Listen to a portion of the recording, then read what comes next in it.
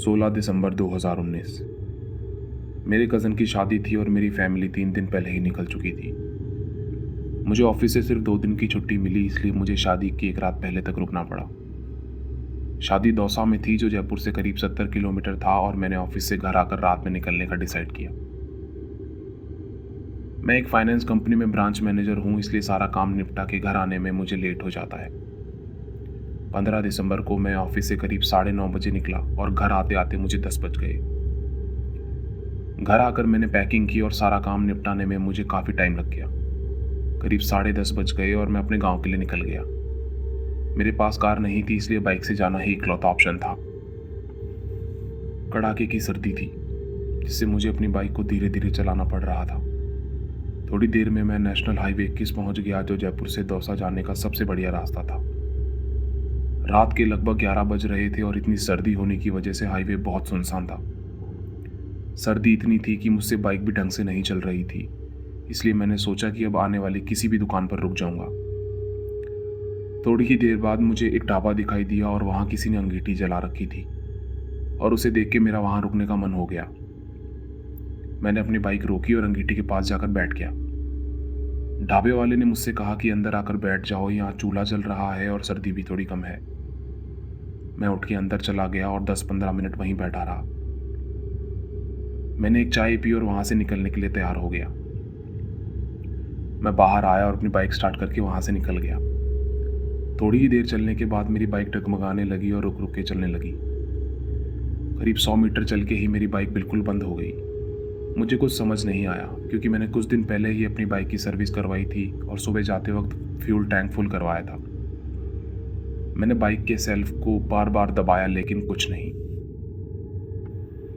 मैंने पेट्रोल की टंकी का ढक्कन हटाया और बाइक को हिला के देखा, तो उसमें एक बूंद पेट्रोल नहीं था।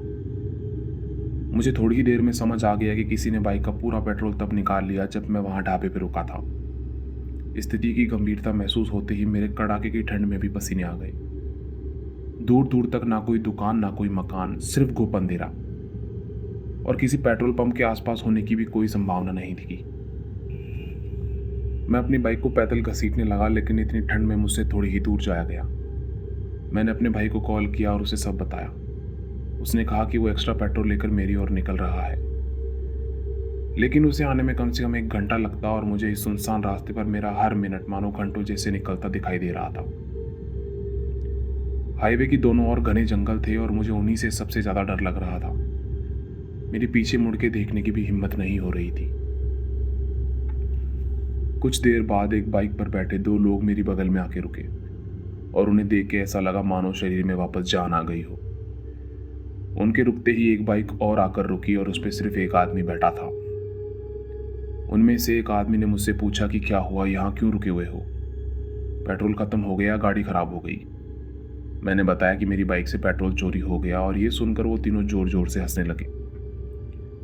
मुझे पहले तो कुछ समझ नहीं आया, लेकिन मैं समझ गया ये लोग मेरी मदद करने के लिए तो बिल्कुल नहीं रुके।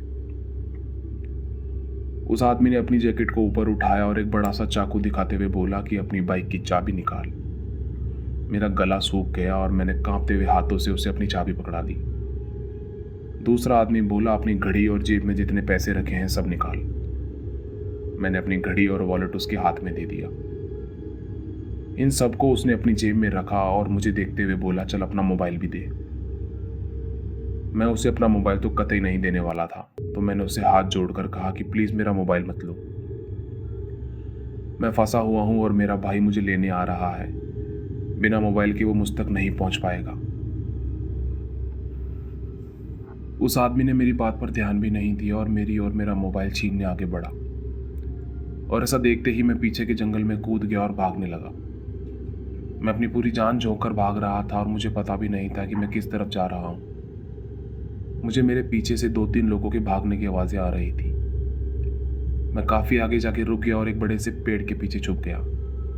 मेरे रुकते ही उन लोगों ने भागना बंद कर दिया। उनमें से एक ने बोला कि ढूंढो उसे और मिलते ही गला काट देना। मैं चुपचाप वहीं छुपा रहा। मैंने अपना फ़ोन निकाला और व्हाट्सएप खोलकर अपने भाई को वॉइस नोट में बोला कि मेरे पीछे 2-3 लोग पड़े हैं। मैं जंगल में छुपा हुआ हूँ और ये लोग मुझे ढूंढ के मार डालेंगे। ये मैसेज भेजकर मैंने अपनी लोकेशन भी भेज दी और फ़ोन जेब में रख लिया। मुझे उन लोगों के चलने की आवाज़ें अभी भी आ रही थी, तो मैं चुपचाप वहीं छुपा रहा। मैं अब वहाँ से भाग भी नहीं सकता था क्योंकि वहाँ बहुत शांति थी और मेरे चलने की आवाज़ भी उन्हें सुनाई पड़ जाती। फिर मुझसे एक बहुत बड़ी गलती हो गई। मेरे साथ वो हुआ जो सिर्फ मूवीज़ में होता है।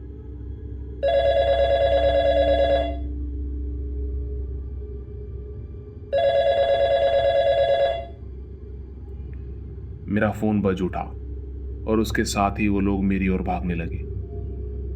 मैंने फ़ोन जेब में से ही साइलेंट कर लिया और वहाँ से भागने लगा। भागते भागते मुझे एक कच्ची सड़क दिखाई दी। उसके आसपास कुछ मकान थे। मैं भागता हुआ गया और उन मकानों के पीछे जा छुपा और थोड़ी ही देर बाद उन लोगों ने मेरा पीछा करना छोड़ दिया। मैंने फ़ोन निकाला और देखा कि वो कॉल मेरे भाई ने ही किया था।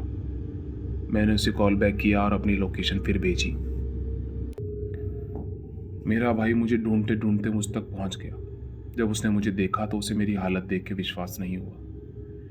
मेरे कपड़े जगह जगह से फट चुके थे और बहुत जगहों से खून निकल रहा था। मेरे भाई ने पुलिस को भी फ़ोन कर दिया था और हम पुलिस के साथ मेरी बाइक वाली जगह पहुंचे तो वहाँ मेरी बाइक नहीं थी। हम पुलिस स्टेशन गए और वहाँ रिपोर्ट दर्ज कराई। रिपोर्ट दर्ज करा के हम दौसा आ गए। मैंने जब ये बात अपने घर पे बताई तो एक बार को सारा माहौल गमगीन हो गया। थोड़ी देर बाद मैं सोने चला गया और ये सोचते सोचते सो गया कि आज मैंने मौत को बहुत करीब से देख लिया। मैं शुक्रगुजार था कि मैं जिंदा और सुरक्षित अपने घर वापस आ गया।